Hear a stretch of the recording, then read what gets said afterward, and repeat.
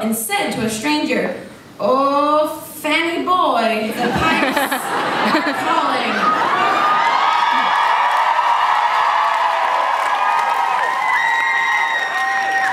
I got cramps.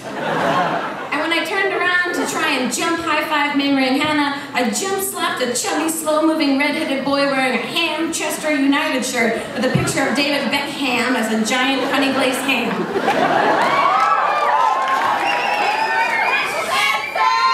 Grave Instagram.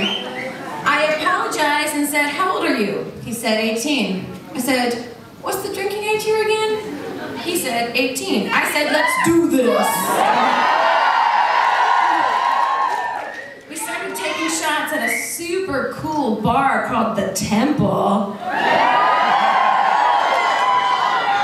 I told him, "Hammy, I am not religious, but I do believe in the Holy Spirits."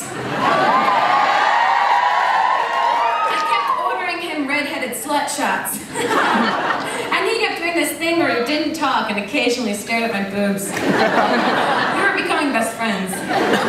A couple hours went by, and at the exact moment that I thought my new cherub chum was about to talk, I looked up and saw that Hannah was stumbling by. Without hesitation, I threw my drink into the baby face of my stout stranger and ran to meet up with Hannah. I don't know why I threw my drink in his face, but it just felt right. He and I both knew it. Never forget you, Hammy. Turns out Hannah was smashed, and you know what? So was I. So we decided to go dancing. At least, I think we did. My thighs hurt like bitches today, and that's the only thing I could think we would have done.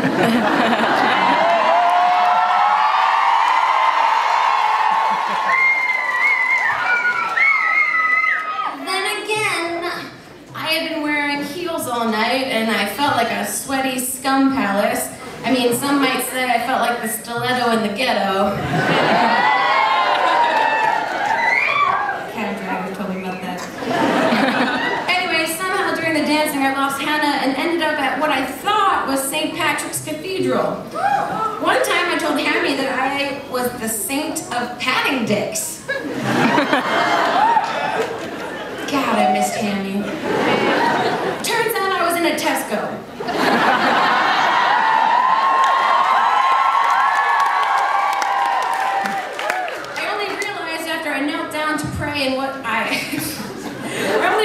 After I knelt down to pray in front of what I thought was a statue of St. Patrick, and it turned out that it was a 33-year-old virgin cashier named Patrick, who thought that I was about to give him a blowjob.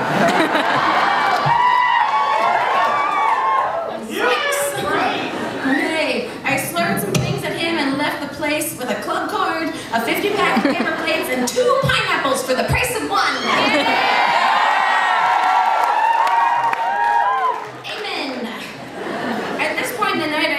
How to get back to the hotel, so I hitched a ride with what I thought was a cool dog on rollerblades. Dublin is so fucking weird. Turns out it was an elderly woman in a wheelchair. I named her Trammy on account of the fact that she was my late-night tram service. She dropped me off at my hotel, quickly tried to kiss me inside my mouth, and scooted off.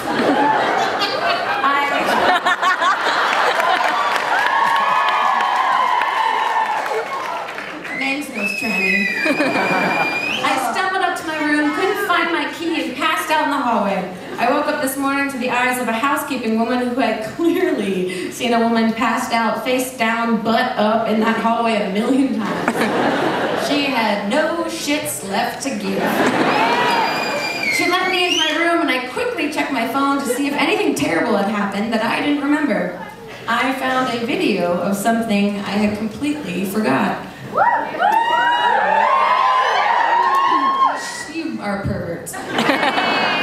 Right before I met Trammy, I flopped past a jazz club and looked inside to see Mamrie ripping a solo. The only thing I've ever seen Mamrie rip is a fart. So I videoed it to make sure I remembered it. And the next morning, please take a look.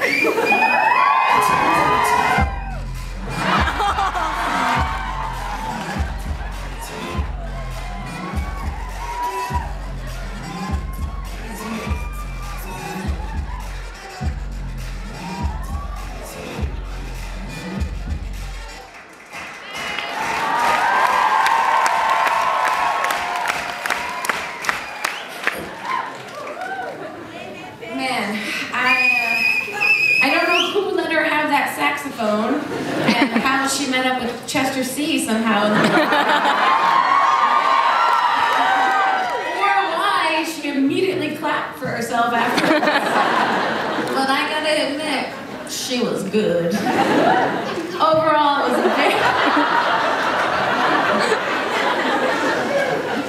Overall, it was a very excellent night, but the absolute best part was that the next morning, I found a tiny piece of bacon in my underwear.